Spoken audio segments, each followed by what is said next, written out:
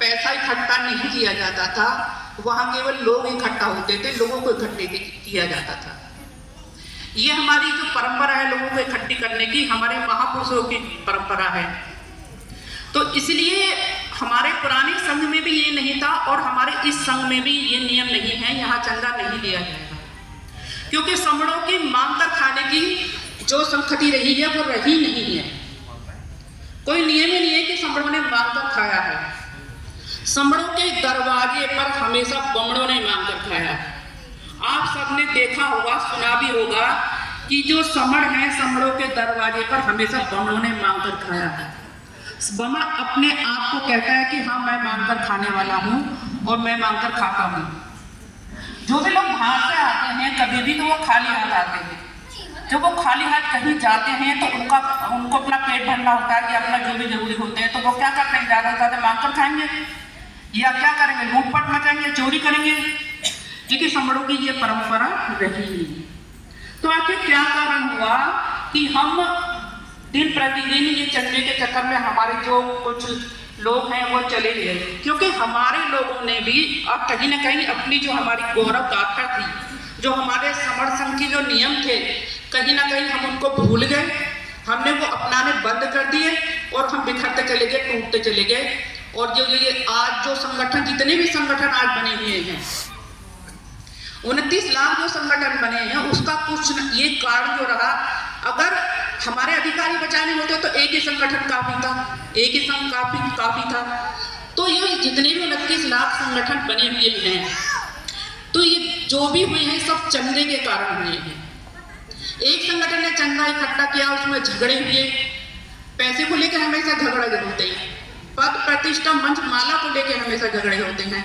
इन्हीं झगड़ों के कारण, इन्हीं चंदे के लालच के कारण, इन्हीं पद प्रतिष्ठा के कारण हमारे समाज के 29 लाख टुकड़े हो गए। इतनी तो हमारी जातियां भी नहीं है जितने हमारे टुकड़े हो चुके हैं। हर जाति के अलग अलग संगठन बने हुए हैं, लड़कों के अलग हैं, सरकारी अफसरों के, अधिकारियों के, सबके अलग अलग हैं, लेकिन अधिकार तो जा रहे हैं ना। इसलिए समर संघ ने इस चंदे की बीमारी को बिल्कुल खत्म कर दिया है।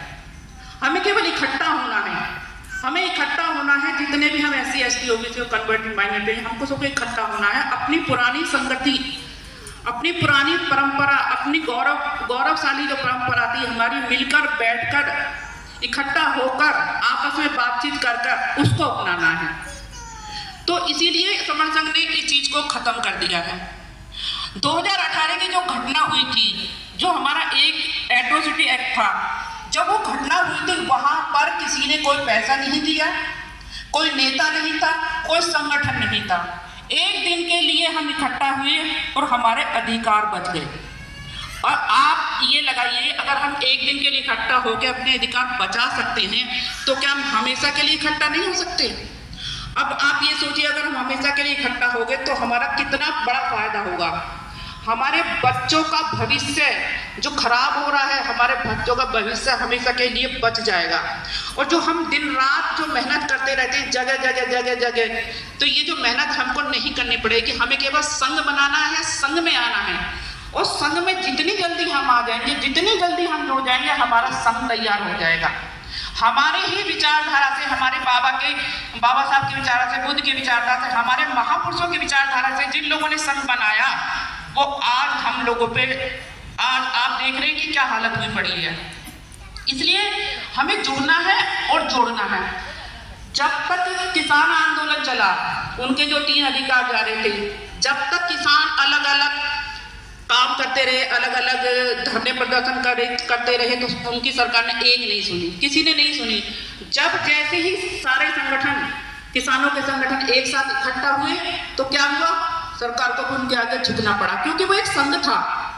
वहां एक संघ तैयार हो गया था कि नहीं, अच्छे लोगों को, पूरे जो राजा होता है उसको भी प्रजा के सामने झुकना पड़ता है। जब प्रजा इकट्ठी हो जाती है ना, और अपनी मांग, एक ही मांग रखती है कि नहीं, हमें अपने अधिकार बचाना है, अपने बच्चों का भविष्य बचाना है, तो मुझे यही कहना है कि आप जुड़िए संघ से। संघ में कोई चंदा नहीं लिया जाता किसी से भी। आज यहाँ जितने भी लोग हम इकट्ठा हुए हैं, यहाँ हम जो भी यहाँ आए हैं बिना पैसे के, बिना चंदे के, बिना लोभ लालच के आए हैं।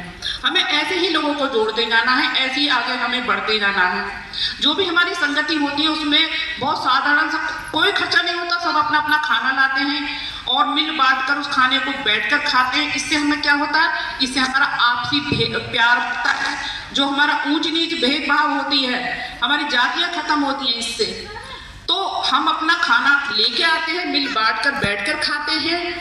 और जो हमारी जो कोई भी हमारे समण भाई का कोई मैरिज होम है, स्कूल है, हमारा बुद्ध विहार है या हमारा अम्बेडकर भवन है, वहाँ पर हम अपनी संगति कर लेते हैं बिना खर्चे के। कोई खर्चा नहीं होता।